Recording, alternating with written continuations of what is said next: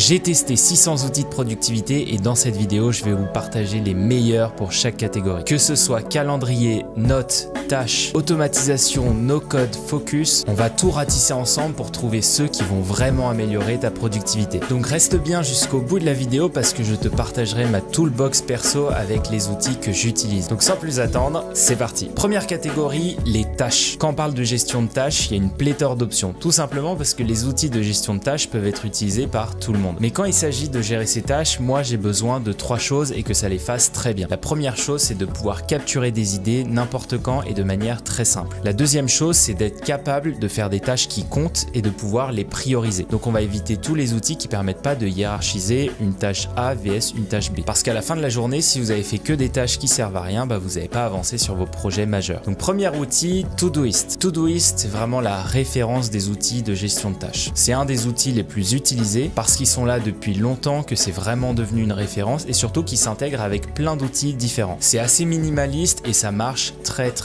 bien. Mais par contre, il y a quelques trucs que j'aime moins, le fait que justement ça soit trop minimaliste et aussi le fait qu'on puisse faire des tâches uniquement liées à des listes. Donc contrairement à d'autres outils, on va pouvoir définir un objectif et on verra sa progression au fur et à mesure de l'objectif. Sur Todoist, c'est que des listes infinies et on n'a pas vraiment le sentiment de progresser vers des objectifs. Et la deuxième chose, c'est que même si ça marche extrêmement bien, Todoist pour moi est un peu minimaliste et on se retrouve rapidement à vouloir empiler d'autres outils pour trouver les fonctionnalités manquantes. Ensuite, la meilleure alternative à Todoist, c'est TickTick. Et TickTick, ils ont une philosophie qui est complètement différente. Parce que quand Todoist est un outil très simple qui permet de faire peu de choses mais les faire bien, TickTick c'est vraiment l'inverse, ils permettent de faire plein de choses. Donc on va pouvoir gérer ses tâches, on va pouvoir gérer son calendrier, on va pouvoir même gérer ses habitudes et suivre son temps. Ce que j'aime, c'est l'aspect vraiment tout en un de l'outil. C'est tout en un tout en restant minimaliste et ça c'est assez dur à faire. Ce que j'aime aussi, c'est de pouvoir dédier du temps, allouer du temps spécifique à des tâches. Donc on peut prendre les tâches dans notre TickTick et les mettre directement sur son calendrier. On peut également le faire avec Todoist, mais contrairement à TickTick, c'est pas dans le même outil. Ensuite, ce que j'aime, c'est de pouvoir suivre mes habitudes dans une app que j'utilise tous les jours. Et la dernière chose, et ça on le retrouve aussi sur Todoist, c'est le fait de pouvoir collaborer avec des gens externes.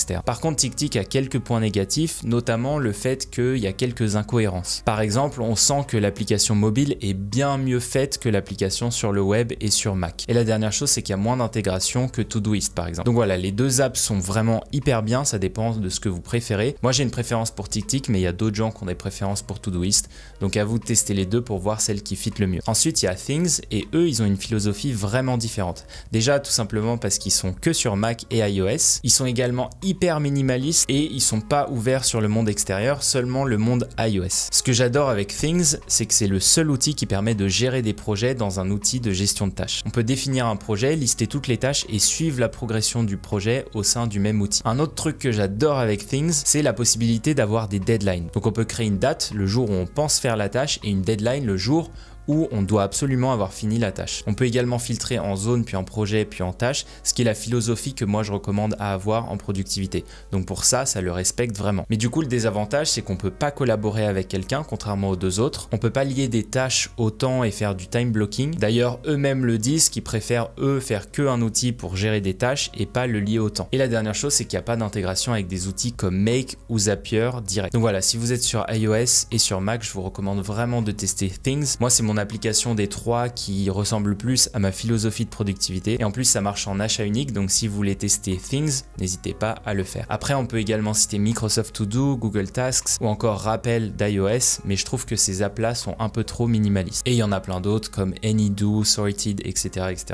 Mais je vous laisse aller les voir. Personnellement, je les trouve inférieures à celles que j'ai citées. Et pour ceux qui penseraient que j'ai oublié Notion ou ClickUp, vous inquiétez pas, ça arrivera plus tard dans la vidéo. Alors, deuxième catégorie, les Daily Planners. Donc quelle est la différence entre une app de to-do et un daily planner? Il y en a une qui va se concentrer sur la gestion des tâches uniquement, tandis que l'autre va lier le calendrier et la gestion des tâches. Donc ces outils sont populaires depuis 2020 et commencent petit à petit à marcher sur les plates-bandes des outils de gestion de tâches. Et le premier outil qu'on peut citer, c'est Routine. Routine, c'est un outil qui a été créé par un Français, donc bravo à lui. Et ça concentre les tâches, les notes et aussi des pages. Ce que j'aime beaucoup dans Routine, c'est qu'on peut vraiment voir comment va se passer notre journée et allouer du temps à des tâches spécifiques. Moi, c'est comme ça que je travaille et je pense que c'est comme ça qu'on est le plus productif. Il y a une autre fonctionnalité que j'aime bien, c'est qu'on a la possibilité de créer des tâches directement dans des pages. Et ça va être très utile quand on a envie de réfléchir de manière plus méta sur son business ou sur ce qu'on fait, mais dans le même temps, à la volée, pouvoir créer des tâches dans une page, ça c'est vraiment game changer. On peut également accéder grâce à un raccourci clavier à un dashboard qui nous montre ce qu'on a dans la journée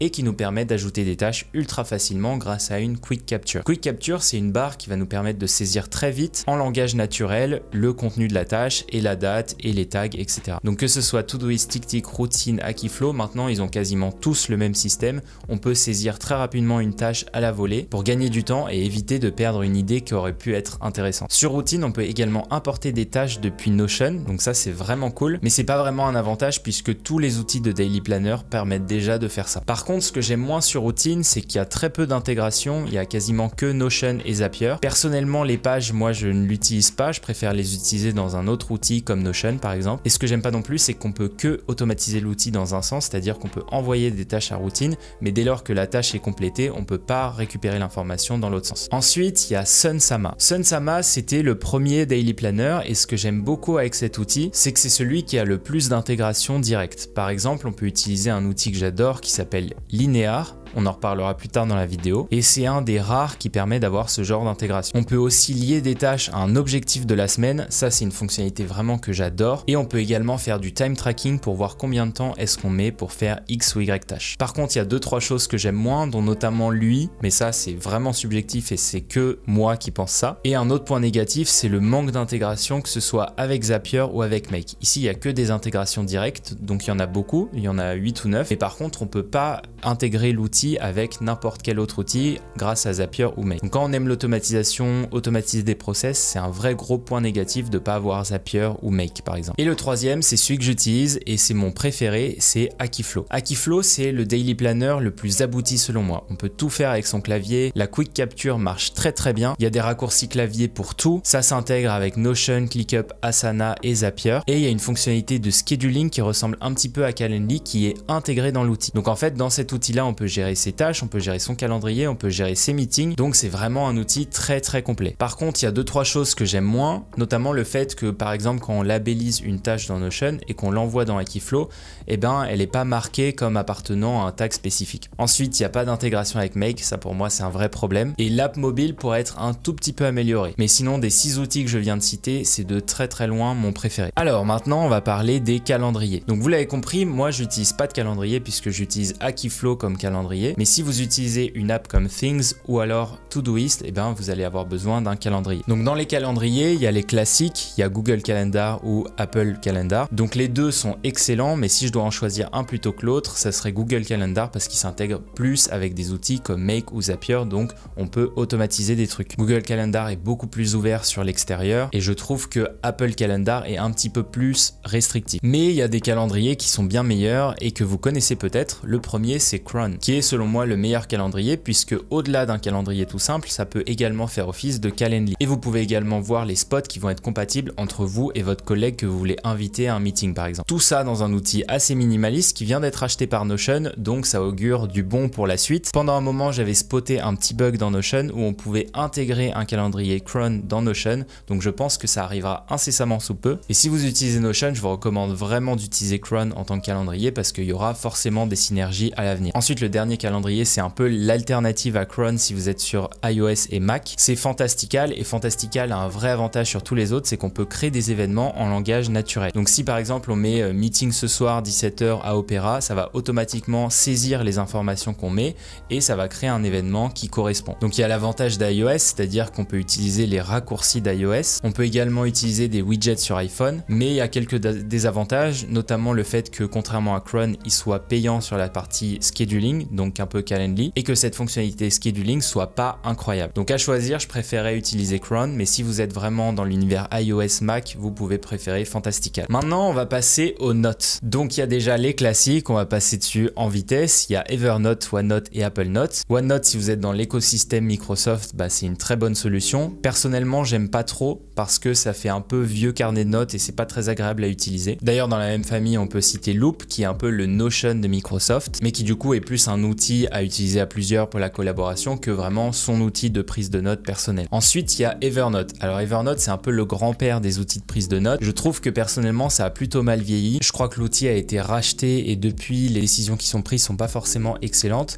mais il y a toujours des gens qui utilisent Evernote depuis 10 ans et qui n'ont pas bougé parce que c'est un des meilleurs outils pour capturer des idées. Donc que ce soit un article, que ce soit des factures qu'on a envie de scanner, que ce soit des notes qu'on a envie de garder, il y a beaucoup de gens qui utilisent Evernote depuis 10 ans, ça n'a pas trop bougé et du coup c'est confortable de savoir que l'outil est encore là pour longtemps. Mais le dernier fait son trou depuis quelques années, c'est Apple Notes. On voit qu'Apple investit beaucoup d'efforts pour faire d'Apple Notes la meilleure app de prise de notes et ils ont pris plein de bonnes idées qui existaient à droite à gauche, comme par exemple le scan de documents qu'ils ont pris à Evernote, le système de classification par tag qu'ils ont pris à Bear, et sans parler de l'intégration avec l'écosystème Apple, je pense que l'app Notes d'Apple est la meilleure des apps de notes basiques. Ensuite, il y a les apps de notes indépendantes mais qui sont là depuis longtemps et qui sont relativement stables, comme par exemple Bear pour iOS ou Apple Notes. Donc les deux ont des visions un peu différentes, mais ça reste des apps de notes assez avancées avec des systèmes de classification par tag. Moi, je vous recommande toujours, si vous avez des apps de prise de notes, de classer par tag plutôt que par dossier, parce qu'avec les tags, vos notes, on peut les retrouver à plusieurs endroits, tandis qu'avec un dossier, on peut le retrouver que dans un dossier spécifique. Et Apple Notes, c'est un outil qui est un peu différent parce qu'il fait énormément de choses. Par exemple, c'est un des meilleurs sur la priorisation des tâches parce qu'on peut aussi gérer ses tâches dans Apple Notes. Mais évidemment, ça va pas convenir à tout le monde parce que ça peut être un peu complexe à aborder. Donc comme toutes les autres, la meilleure chose à faire pour vous faire une idée, c'est de tester et voir ce qui vous convient le mieux. Ensuite, on a Notion. Notion, c'est un outil qui peut être utilisé pour faire son second cerveau, mais c'est loin d'être le meilleur. Ça peut l'être, mais pour certains types de preneurs de notes. Moi, j'en fais partie, c'est les preneurs de notes qu'on appelle architectes. Je vous renvoie à ma vidéo sur les apps de prise de notes où je détaille ça davantage. Disons que Notion, c'est la meilleure application pour ceux qui collectent beaucoup de données. Donc moi, par exemple, dans mon business au quotidien, je collecte beaucoup de données, que ce soit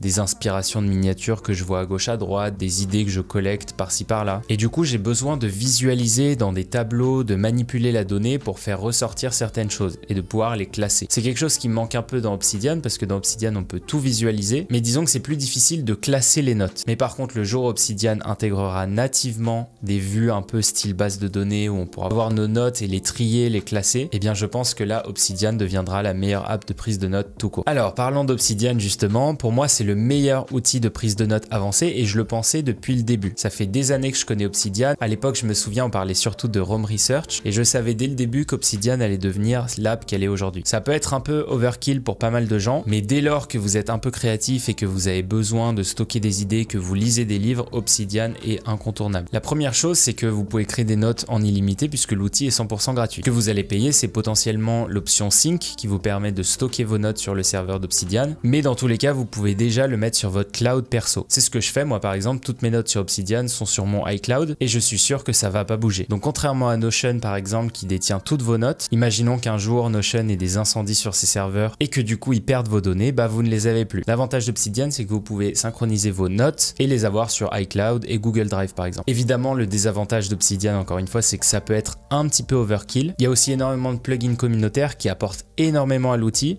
mais d'un autre côté, ça peut être un petit peu plus buggé et fouillis par moment. Mais ce qui est sûr, c'est que si Obsidian continue de progresser dans son outil et qu'en même temps il garde le truc minimaliste, ça deviendra, c'est sûr, le meilleur outil de prise de notes. À moins que Capacitis puisse le détrôner. Capacitis, c'est l'outil qui dans ma tête serait parfait, mais il est trop jeune pour que je puisse le choisir. Parce qu'il fait exactement ce que je demande. On peut avoir les notes de manière structurée, on peut même créer des pages spécifiques en fonction du type de note. Par exemple, si on a une note qui est une fiche sur un auteur, eh bien on peut disposer la note comme on veut. On peut aussi créer plein de types de notes entre guillemets. On pourra avoir par exemple une fiche auteur, on pourra avoir une note on pourra avoir une note au format tâche et Capacitis va respecter les différences entre chacune de ces notes. Et toutes ces notes, on peut les relier de manière très libre comme dans Obsidian. Et c'est ce qui manque par exemple à Notion. Mais bon, pour l'instant, l'outil est nouveau, il est gratuit, donc n'hésitez pas à les tester. Mais en tout cas, je peux pas encore vous le recommander à 100%. Maintenant, on va passer à la gestion de projet. Avoir un outil de gestion de projet dans son entreprise, c'est clé. Parfois, je vois des entreprises qui fonctionnent encore avec du Excel et du Word et je me demande comment ils s'arrachent pas les cheveux. Parce qu'un outil de gestion de projet, ça fait gagner énormément de temps, on sait où trouver l'information, d'informations et surtout ça laisse moins de portes de sortie aux employés pour faire du context switching et au final être distrait de sa tâche et pas avancer. Donc les classiques de la gestion de projet, je pourrais citer ClickUp, Asana et Monday. Si vous avez une boîte et que vous devez gérer des projets, donc peu importe lesquels en fait, que ce soit une agence ou autre, dans 90% des cas, je vous conseille soit ClickUp, soit Asana, soit Monday. Personnellement, je préfère ClickUp et je pense que c'est le meilleur outil pour une simple raison, il permet d'éviter ce qu'on appelle le tool stacking. Le tool stacking, c'est le fait dans une boîte d'accumuler des outils qui vont faire la même chose. Par exemple, je connais certaines boîtes qui avaient Asana et ClickUp et Monday parce que différentes équipes utilisaient des outils différents. Ça, dans une boîte, on essaye de l'éviter au maximum, on essaye d'avoir une méga source d'information parce que plus on a d'outils, plus c'est difficile d'identifier où se trouve l'information. Donc dans ma philosophie, il faut prendre l'outil qui est le plus complet sans que ce soit une usine à gaz et je trouve que ClickUp répond à ces critères. Parce qu'en plus de la gestion de projet, vous pouvez aussi faire des boards, donc comme par exemple Miro. Vous pouvez communiquer sur vos projets de manière assez minimaliste, donc en gros Slack mais sans les distractions. Et vous pouvez créer des documents un peu comme sur Notion. Ce qui fait que de 4 outils, on arrive à 1 et on se concentre sur l'essentiel. Donc voilà, après c'est une affaire de goût. Il y a ClickUp, Asana ou Monday, les 3 font à peu près la même chose, mais j'ai une préférence perso pour ClickUp. Mais Théo, tu nous as dit dans 90%, alors c'est quoi les 10% restants? Eh bien les 10% restants, c'est soit la création de contenu, la création éditoriale, soit le développement web. Et pour ça, j'aurai 2 outils spécifiques. D'abord, pour la création de contenu, je vous conseillerais d'utiliser Notion. Donc dans la famille des outils pour quasi tout faire, Notion est plutôt bien placé. Pourtant, je vous recommande Notion que dans quelques cas spécifiques. Dans un premier temps, si vous avez déjà un outil de productivité style Asana, gardez Notion sur le côté et surtout gardez la gestion de projet dans Asana. À ce moment-là, vous pouvez utiliser Notion simplement pour stocker vos documents et du coup, ça vous fait un outil gestion de projet, un outil document. Là, ça va, c'est pas encore abusé. Le deuxième cas d'usage, c'est ce que je disais, c'est si jamais votre boîte repose sur du contenu et que vous écrivez beaucoup. Donc si par exemple vous avez comme moi, un business de contenu, que vous écrivez vos scripts de vidéos YouTube, vos posts LinkedIn, vos scripts TikTok, etc.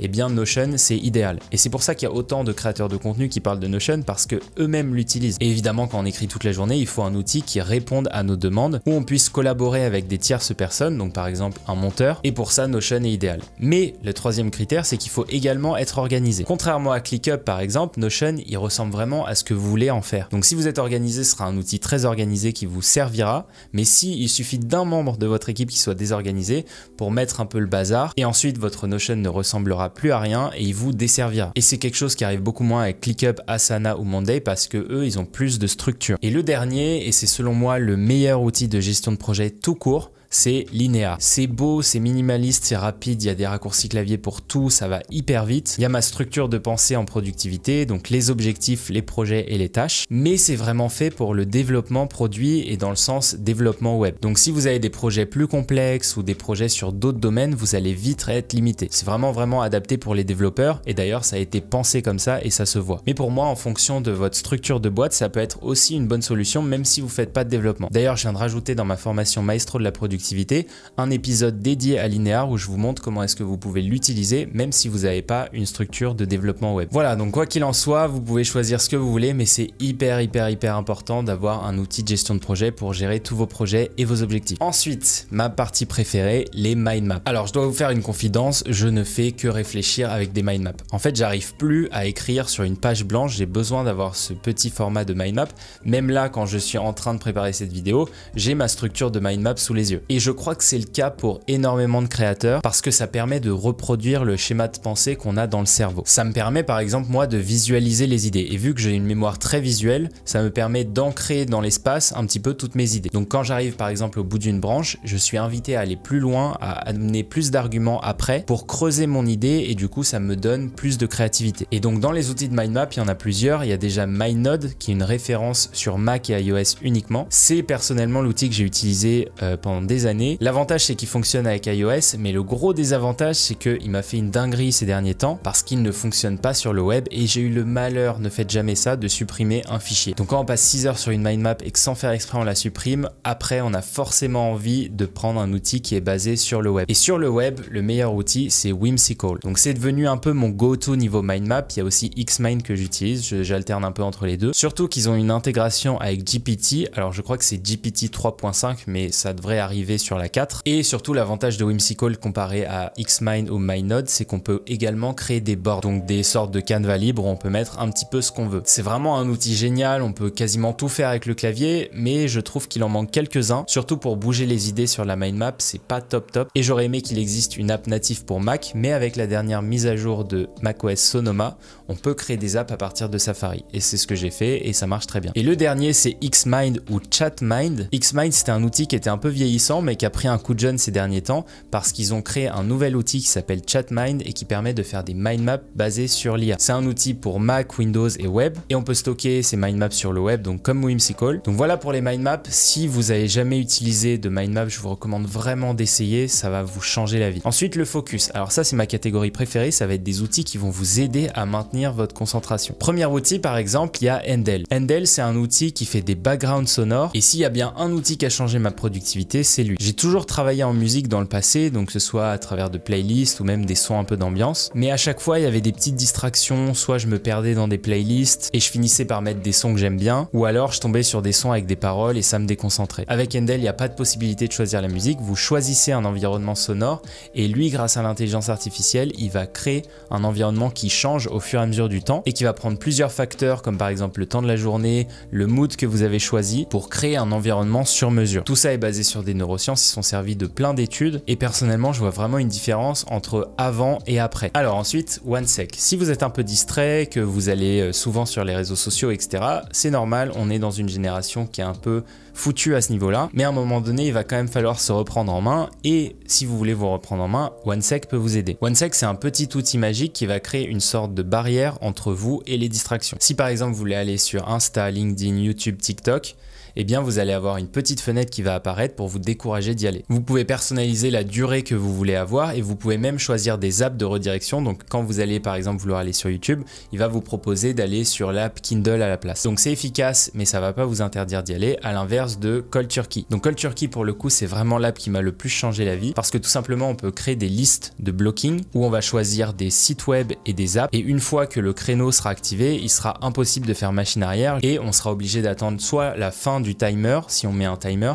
soit que ça respecte le planning qu'on a défini auparavant. Donc si par exemple vous voulez bloquer LinkedIn de midi à minuit, eh bien vous pourrez pas y accéder avant la fin du chrono. Et même si vous essayez de désinstaller l'application ou de redémarrer votre ordi, ça ne marchera pas. Donc voilà, ça c'est vraiment pour les vénères qui ont du mal ou qui ont un TDAH par exemple. Et il existe la même chose sur iOS avec l'application Opal, donc c'est un peu la même chose mais sur iPhone que Cold Turkey et vous ne pourrez pas accéder aux apps ou aux sites que vous avez définis avant la fin du chrono ou du planning. Donc voilà, c'est 4 petits outils magiques qui m'ont vraiment aidé à améliorer mon focus. Alors maintenant on va parler de l'automatisation parce que c'est bien d'être productif, d'être focus, etc. Mais si vous faites des tâches répétitives, en fait vous n'êtes pas productif. Donc nous, notre but c'est d'éliminer toutes les tâches répétitives, toutes les tâches que vous allez faire plusieurs fois qui sont ennuyantes et pour ça l'automatisation va être notre meilleur ami. Donc déjà on va commencer par le père fondateur des outils d'automatisation, Zapier. C'est la référence des outils d'automatisation, tout le monde utilise Zapier, tout le monde connaît. Même Martine du marketing elle connaît Zapier et pourtant j'ai l'impression que personne dans le monde du no-code et dans les gens qui sont un peu geeks utilisent Zapier parce qu'ils se rendent compte que Make est un bien meilleur deal et Make n'est pas aussi populaire que Zapier, je pense parce qu'ils viennent de Prague, donc c'est une boîte européenne et forcément c'est une boîte moins médiatisée, moins connue qu'une boîte américaine comme Zapier. Le seul vrai avantage de Zapier, c'est qu'ils ont une tonne d'intégration parce qu'encore une fois, ils sont plus connus que Make. Mais sinon, l'outil est un peu moins puissant que Make selon moi, mais ils sont sur la bonne voie parce qu'ils commencent même à recopier le système de Make et à implémenter tout un tas de choses pour rendre leur outil bien meilleur. Le truc, c'est que selon moi, il reste toujours un petit peu cher pour tout le monde et donc pour moi, Make est un bien meilleur deal. Ensuite, on a N8N, donc N8N, c'est un peu l'enfant parfait de la classe parce que c'est un outil très avancé qui est open source, qu'on peut exécuter en local, donc l'héberger sur son propre serveur. Mais selon moi, il y a encore un peu trop peu d'intégration comparé à Make ou Zapier par exemple. Je pense cependant qu'ils sont sur la bonne voie et le fait qu'ils soient backés par l'open source et par la communauté open source va grandement les aider. Ensuite, il y a Bardeen. Alors Bardeen, c'est le petit nouveau parce que c'est un outil d'automatisation à mi-chemin entre le scrapping et l'automatisation justement. Donc c'est un peu un outil robot qui va faire des tâches manuelles dans votre navigateur comme pourrait le faire Phantom Buster par exemple et en même temps un outil d'automatisation. Le vrai plus de Bardeen selon moi, c'est qu'ils vont assez vite et ils ont une extension Chrome par exemple qui va suggérer des automatisations en fonction des sites sur lesquels vous êtes. Donc voilà, Bardeen, il y a moins d'intégration, c'est moins complet que Make ou Zapier, mais c'est à surveiller. Ensuite, mon préféré, Make. Donc pour moi, c'est le meilleur outil d'automatisation, point barre. Il n'y a pas autant d'intégration d'intégrations que sur Zapier, mais il y en a quand même une tonne. C'est un outil qui est selon moi beaucoup plus robuste que Zapier, beaucoup plus complet et beaucoup plus accessible malgré le fait qu'il soit plus complexe. Sur le long terme, je pense qu'ils finiront par dépasser Zapier, mais évidemment ils sont pas aidés par leur localisation géographique. S'ils étaient dans la Silicon Valley, je pense que ce serait déjà un incontournable. Et honnêtement, sur plein d'outils, à chaque fois je trouve des petits défauts. Sur Make, j'en ai pas vraiment parce que je trouve que c'est un outil qui est excellent et à part la learning curve qui peut être un petit peu compliquée, sinon je trouve que c'est vraiment un outil exceptionnel. Alors ensuite, le dernier, et je l'ai mis là-dedans mais il pourrait ne pas y être, c'est Typebot. Donc Typebot, c'est pas un outil d'automatisation à proprement parler, mais je l'utilise dans toutes mes automatisations. Ça a été créé par mon pote Baptiste, donc full disclaimer, c'est mon pote, et cet outil permet de créer des chatbots hyper facilement. Et personnellement, je l'utilise dans toutes mes interactions pour le SAV de mes formations, etc. Donc dès que quelqu'un essaye de me contacter, il passe par le Typebot et ensuite je reçois les notifications. Les avantages de Typebot, c'est que contrairement à Typeform, il y a un côté chatbot, donc c'est un peu plus sympa qu'un formulaire un peu froid. Et il y a aussi des intégrations notamment avec ChatGPT, donc vous pouvez faire des trucs vraiment cool avec Typebot. D'ailleurs, n'hésitez pas à me dire en commentaire si vous voulez que je fasse du contenu là-dessus. Et dernière partie, le meilleur pour la fin, on va parler de l'IA. Donc dans l'IA, j'ai 4 outils et les 4 sont un peu différents. Donc déjà ChatGPT, est-ce que c'est nécessaire d'en parler? Je pense que ChatGPT est un peu sous-utilisé, d'ailleurs sa cote de popularité a un peu baissé, mais vu à la vitesse à laquelle ils implémentent des nouvelles fonctionnalités et surtout vu l'approche de GPT-5, je pense que ce serait un petit peu bête de pas s'y mettre. Parce que pour l'instant, c'est l'outil numéro 1 pour les créatifs, mais très rapidement, ça va devenir l'outil numéro 1 en productivité. D'ailleurs, si vous n'avez pas encore vu ma formation ChatGPT, n'hésitez pas à aller la voir, je mets le lien en description. Ensuite, Perplexity. Perplexity, c'est mon outil IA préféré, surtout pour faire des recherches. Donc moi, je fais partie de cette génération qui a été bercée à Wikipédia. Dans ma vie, dès que je recherchais quelque chose, etc., mon premier réflexe, c'était d'aller voir sur Wikipédia. Et le désavantage de ChatGPT, c'est un de ses seuls désavantages, c'est que quand on lui demande des sources, parfois il peut être un peu flou, voire esquiver la question. Perplexity comble ce manque puisque contrairement à ChatGPT, il va nous donner des sources et surtout il va nous donner des sources marquées dans le paragraphe. Donc on aura des notes un peu de bas de page qui vont relier à des sources et on peut choisir les sources. Donc ça peut être YouTube, ça peut être tout, ça peut être des articles académiques et du coup ça permet d'orienter ses recherches et ensuite de creuser avec des sources. Surtout que moi j'utilise le navigateur Arc et c'est très facile de cliquer pour ouvrir une petite fenêtre et aller voir plus d'infos sur l'idée qui vient de nous rapporter. Donc voilà, si vous faites des recherches, si vous êtes créateur, si vous faites un mémoire, j'aurais tellement rêvé avoir ça pour mon mémoire, Perplexity c'est vraiment un outil qu'il vous faut. C'est gratuit pour la version 3.5 et si vous voulez le copilote en GPT-4, ça coûte 20 $ par mois. Ensuite Captions, et c'est l'outil qui selon moi sera le futur du montage vidéo. J'en suis persuadé et je serais pas étonné qu'Adobe les rachète d'ici 1 an ou 2 parce qu'ils ont parfaitement compris ce qu'allait être le montage vidéo de demain. D'ailleurs, il y a tellement de fonctionnalités incroyables qu'on pensait même pas existantes il y a 6 mois que je trouve ça vraiment phénoménal. Par exemple, on peut sous-titrer, doubler une vidéo avec les mouvements de lèvres, on peut améliorer le son, retirer les parasites en arrière-plan, on peut faire en sorte que les yeux regardent la caméra même si je regarde par là, hop là je vous regarde. On peut créer des zooms et des transitions de manière automatique et on peut colorer l'image par l'intelligence artificielle. On peut également rajouter des sons par l'IA et tout ça depuis un smartphone. Je sais pas si vous vous rendez compte du truc de malade que c'est-à-dire qu'on peut avoir un monteur vidéo dans sa poche pour 10 balles par mois. Donc voilà, vu la vitesse à laquelle ils envoient des fonctionnalités, vu les progrès de l'intelligence artificielle, je pense que Caption sera le final cut de demain et en fait on n'aura même plus besoin de faire de montage. Mais évidemment ça reste mon avis et seul l'avenir nous le dira. Et il reste un outil, c'est le meilleur pour la fin, c'est Raycast. Raycast c'est une barre de recherche survitaminée qui existe uniquement sur Mac. Désolé les gens sur Windows, vous pouvez utiliser Wox à la place. Et l'avantage de Raycast c'est que ça vous permet d'accéder à tout, de faire plein de tâches ultra rapidement. J'ai fait une vidéo sur le sujet qui creuse davantage l'outil, donc n'hésitez pas à aller la regarder. Et voilà, c'est fini pour cette liste ultime des outils de productivité. Si vous voulez plus d'outils, vous pouvez aller voir ma toolbox. Il y a plus de 600 outils que j'ai répertoriés depuis 5 ans. Le lien est accessible en description. Vous pouvez vous balader dans les différentes catégories, voir les outils que vous aimez. Je continuerai à en rajouter notamment dans l'IA, donc n'hésitez pas à garder un œil dessus. Et si améliorer votre productivité vous intéresse, j'ai créé une méthode ultime que je vous partage dans une vidéo de 20 minutes. Je vous montre comment vous pouvez améliorer votre productivité de A à Z pour accomplir tous vos objectifs. Donc voilà, n'hésitez pas à aller la voir, il y a plus de 2000 personnes qui l'ont vue. Et si vous aimez les outils pépites, vous pouvez pas passer à côté de cette vidéo où je vous partage les meilleurs outils que j'ai trouvés dans l'IA.